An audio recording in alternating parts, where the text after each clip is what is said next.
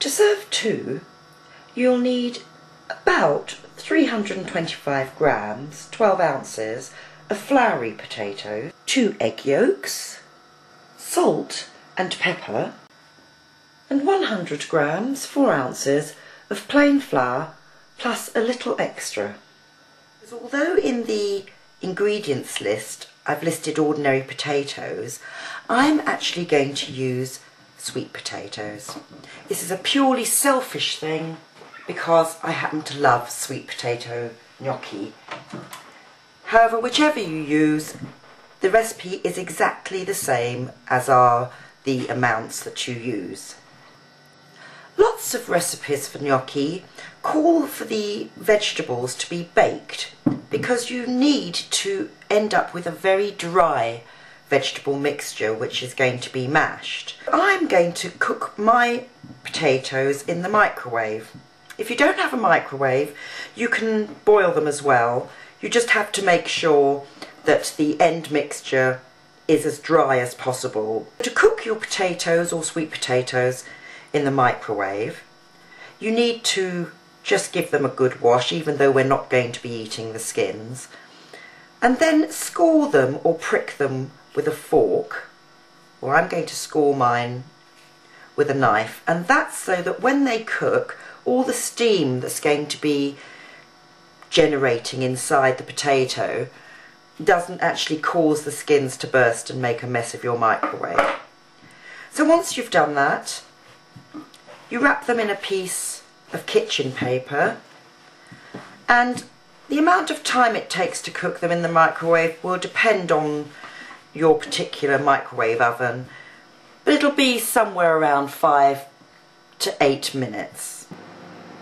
Whilst my potatoes are cooking, I'm going to get together all my other ingredients, because once the potatoes are cooked, they're going to be mashed. However, they must be warm when you add the egg yolks and the flour, otherwise you could run into problems handling the dough.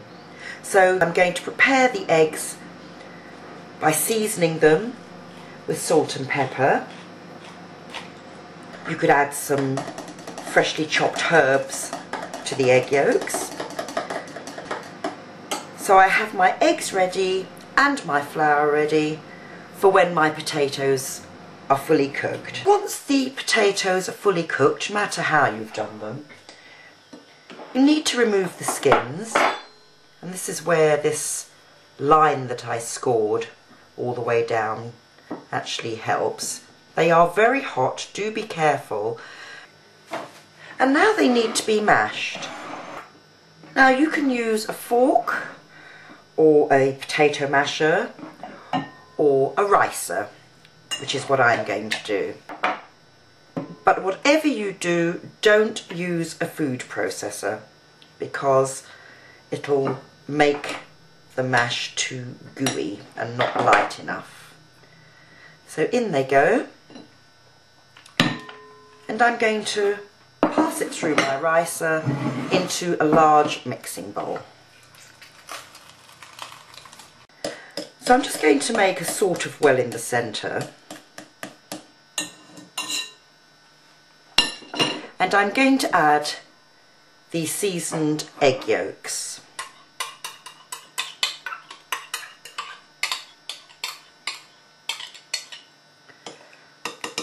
And then I'm going to start adding the flour. Don't add all the flour in one go, because in order to get a relatively light dough, you should use as little flour as possible, and the amount you use will really depend on the wetness of your vegetable.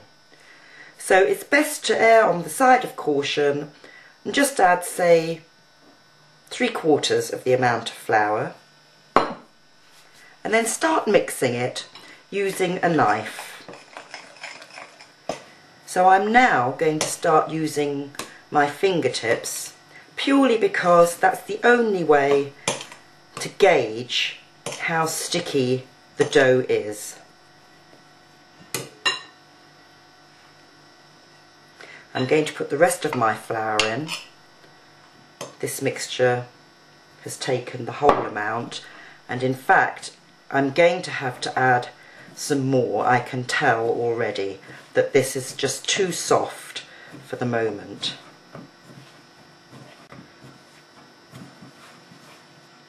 So make sure you have extra flour available so that you can add it if you need to.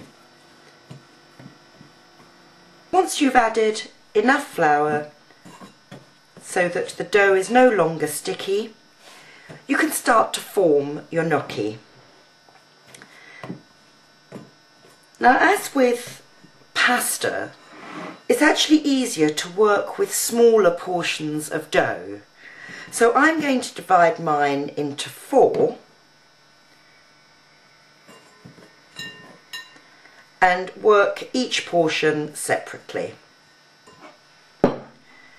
You need to use a well-floured work surface. Take a portion of the dough and start to roll it out into a cylinder. Now it needs to be no thicker in diameter than about 2 centimetres, that's 3/4 of an inch.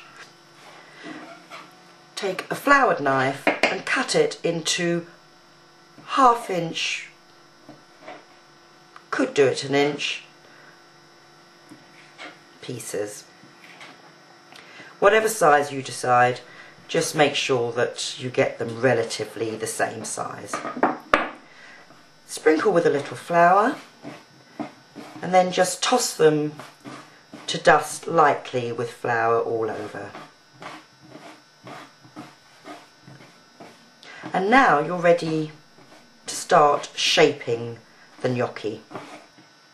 Now if you wanted to, if you're short of time, you can just press these down a little and cook them as they are. But the traditional way of serving gnocchi is to have indentations in them. This is easily done with a fork. Flour my fork, then press the back of the tines gently into the dough. Make sure you don't go all the way through, and the dough should only just start to be coming above the tines. Lift it up and then roll it off. And there you have the ridges that's so authentic to gnocchi. So once all your gnocchi have been formed, you can go ahead and cook them. They're cooked in boiling liquid, usually salted water. Use as large a pan, or as wide a pan I should say, as possible. And the depth of the liquid doesn't need to be much more than 3 inches, that's 7.5 centimetres. So I'm just going to cook a few just for demonstration purposes. My water has come to a rolling boil and I'm just going to add them in. If you're doing a lot of gnocchi, then you'll probably have to do this in batches. Give a very gentle stir just to separate them out. Don't stir too vigorously. And then simply leave them. And in a couple of minutes they'll rise to the surface, depending on how large they are. Could take a few minutes. If you do have to cook in batches, ensure that you bring the liquid back to the rolling boil before you add the next batch. It's actually taken about 4 minutes for my gnocchi to cook, and then I'm going to drain them well with a slotted spoon, and I'll probably transfer them to a colander just to make sure that they're all drained well before I add the sauce. Fresh homemade gnocchi. Serve with melted butter or your favourite pasta sauce.